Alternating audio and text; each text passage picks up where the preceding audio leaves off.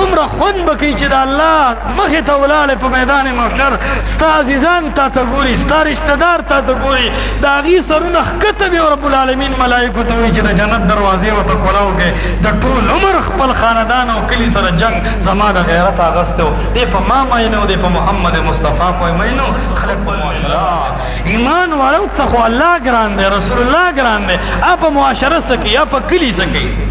ما ته کله دا خلک یو ښه عالم و ما ته وی یو نصیحت درته کوم قدرمند با اخلاقه سړی ما ته وی مفتي صاحب وی دا ټول کلی ستا نه خفه دی وی دا ته چې کوم مسایل بنې دا ټول کلی ستا نه خفه دی ما ته وی مشره ستا نه رضا دی که نه وی او مې تاله دې کلي څه درکړل میں زمانہ خپه دی او میں زما په عزت کې شهرت کې قرآن او سنت بیان کې د کلی کم سړی راکاوټ جوړ شوی دی هر سړي خپله کړی را خو زاک که په ممبر محراب قرآن سنت بیانوم ما داسې ځوان ونه لیده چې زما مخې ته راغلي او زه د قرآن او سنت نه منع کړی یم او کله چې راشي نو زه په ښځه جنګ نه کوم زه په مور پلار لور باندې جنګ نه کوم زه په جیداد او پټي باندې جنګ نه کوم ماله چې د الله او د رسول الله مقابل یو سړی راغی ته به جنګ ووینې چې دې ته زه ورک نه کړم د سړي به زوی نه دا خو د قرآن سنت مسله ده والله چې هغه عالم ما ته خپله ووی وی انشاءالله یو ورځ به دا د قرآن او سنت مسله ته بیانې او زه به ستا شاته ولاړی وی زما زړه کې د قرآن سنت د محبت دومره زه وکړم ما وی دا خو د الله د کتاب مسله ده والذین آمنوا اشد حبا لله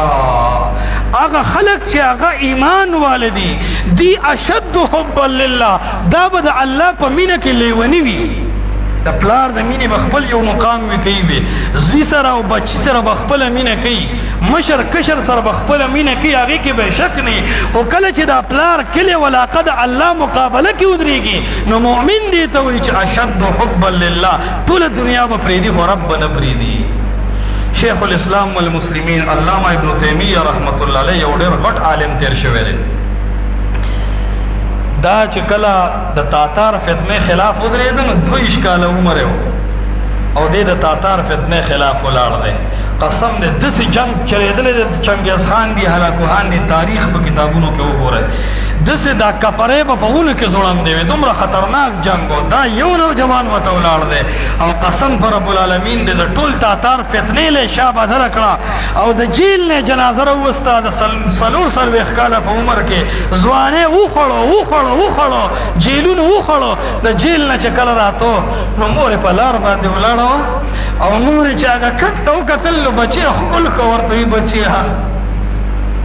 ډېر زیات ځان دې ستړی کو خلق دې م ستړی کړل ځان دې م ستړی کړل یو ډېر قدرمند ذات ته روانې ځه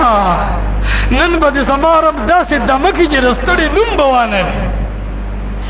د الله په مینه ځان ستړی کول غواړي د محمد رسول الله په مینه ځان ستړی کول غواړي چا سره دشمني وکړه پلار د ځان خلاف دی خلاف یې کړه د الله دپاره کله رشته دار پرېږده د الله دپاره کله کلیوال پرېږده د الله دپاره کله رور پرېږده کله عزیزان پرېږده کله قوم پرېږده څومره خوند به کوي چې د الله مخې ته ولاړې په میدان محشر ستا عزیزان تا ته ګوري ستا رشته دار تا ته ګوري د هغې سرونه ښکته وي رب العالمین ملایکو ته وایي چې د جنت دروازې ته کولاو کې د ټول عمر خپل خاندان او کلي سره جنګ زما د غیرت اغستی و دی په ما مین و دی په محمد مصطفی پوی مین و خلق په معاشره باندې مین و نو ما عرض دا کو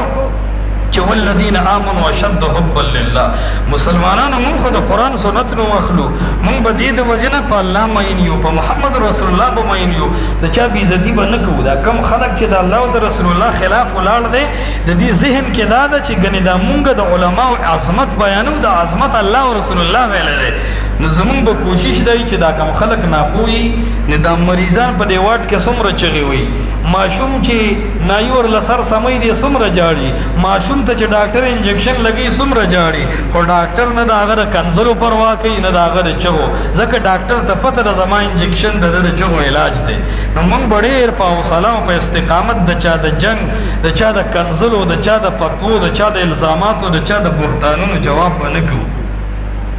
او مونږ به د قرآن او د سنت دعوت رسو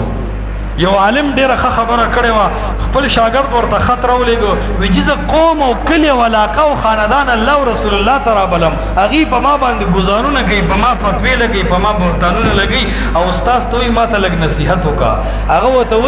وایي ته چېرته د میوهدارې ونې سره خوا کې یو ورځ تېره کړه هغه لاړ میوهدارې ونې خوا کې ودرېدو ماشومان او خلک راځي او میوهدارې ونې پسې کاڼې ولي او ورپسې د بره نه میوه راولي هغه ورته وایي دکه د حق پرست دایي کار دی ته به خلک قرآن او سنت طرف ته متوجه کې ته به قرآن او سنت په خلکو ورغورځې ځکه تا سره د قرآن او د سنت میوه ده نو ته یو میوهدار بوټې خلک به رنګارنګ کاڼي ازغي هډوکي پروپیګنډې هر څه به راولي ته د قرآن او سنت خبرې کوه نو ما عرض دا کو چې مسلمانان